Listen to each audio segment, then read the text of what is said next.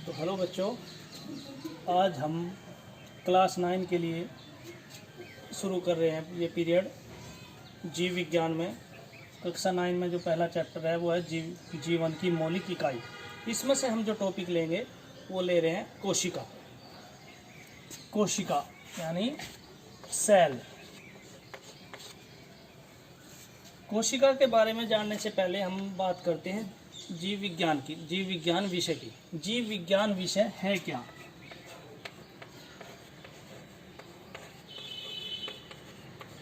जीव विज्ञान बायोलॉजी, क्योंकि कोशिका या जीवन की मौलिक इकाई है क्या, इस सब चीज़ों के बारे में जानने से पहले हमें पता होना चाहिए जीव विज्ञान है क्या।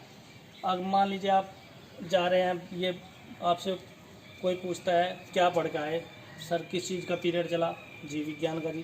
तो आपसे पूछ लिया जीव विज्ञान होता क्या है, तो आपको कुछ पता ही नहीं। क्या पढ़ के आए? कोशिका। कोशिका पता है लेकिन जीव विज्ञान पता नहीं, तो ये बहुत गलत सब मैसेज जाएगा। तो इसलिए पहले हम बात करेंगे जीव विज्ञान। जीव विज्ञान होता क्या है? जीव विज्ञान विज्ञान की वह शाखा जिसके अंतर्गत हम जीवधारियों का अध्ययन करते हैं, जीव विज्ञान कहलाती है। यानी जीवधारी, जीवधारी से मतलब हमारा जो जिसमें भी जीवन है, जो भी जीवित प्राणी है वो सब जीव विज्ञान के अंतर्गत आएगा। अब उसमें पेड़ पौधे, जीव जंतु, जिसमें भी कभी जीवन था या जीवन है वो सब हमारा बायोलॉजी के अंतर्गत आता है। अब बायोलॉजी की बात करते हैं, ये शब्द आया कहाँ से? बायोलॉजी, बायोलॉजी जो है दो शब्दों से मिलकर बना है। बायोस, बायोस यानी लाइफ, लाइफ यानी जीवन, और बायोस दूसरा जो शब्द आता है वो होता है लोगोस। लोगोस, लोगोस का जो अर्थ है वो है स्टडी।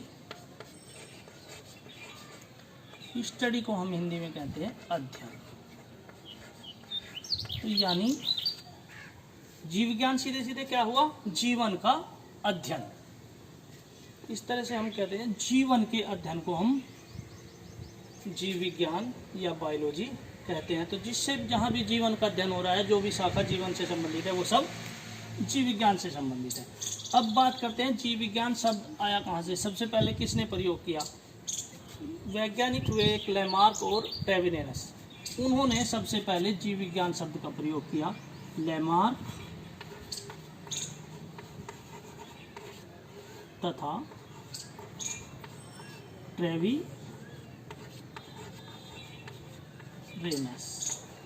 दो वैज्ञानिक हुए।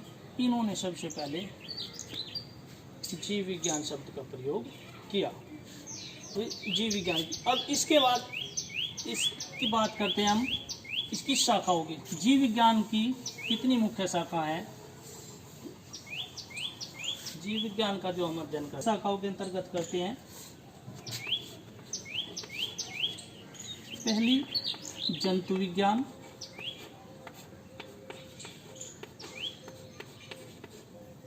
जंतु विज्ञान यानी जूलॉजी। दूसरी वनस्पति विज्ञान,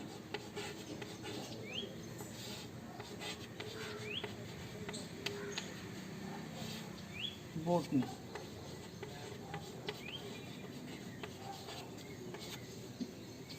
बात करते हैं जंतु विज्ञान। जंतु विज्ञान क्या है?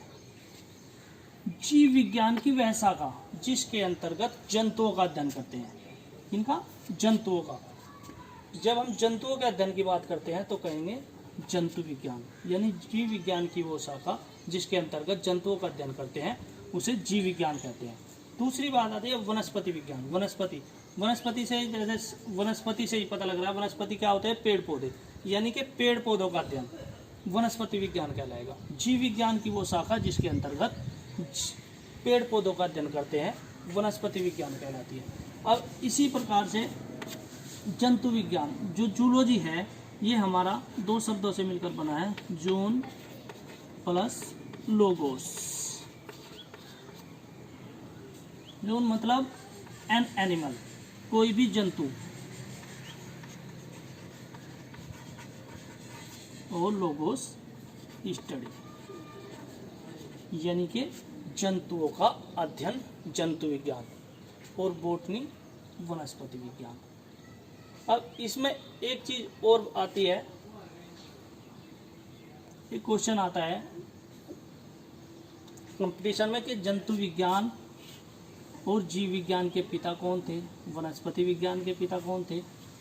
ये क्वेश्चन कंपटीशन में पूछते हैं, जीव विज्ञान के पिता कौन थे, जंतु विज्ञान के पिता कौन थे, या वनस्पति विज्ञान के पिता कौन थे। तो जब हम बात करते हैं जीव विज्ञान के पिता, जीव विज्ञान के पिता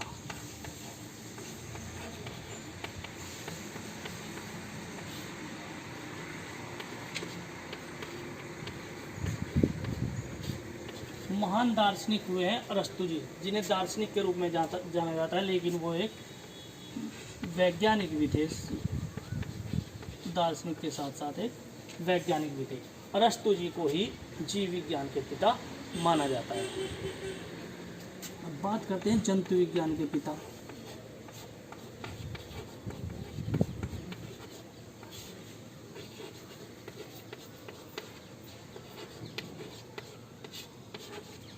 अरस्तु जी को ही जंतु विज्ञान का पिता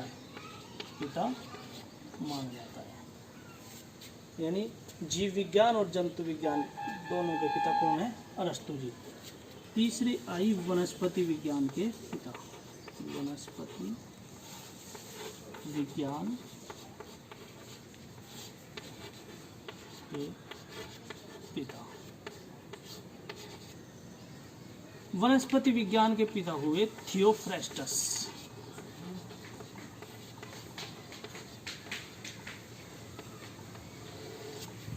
ये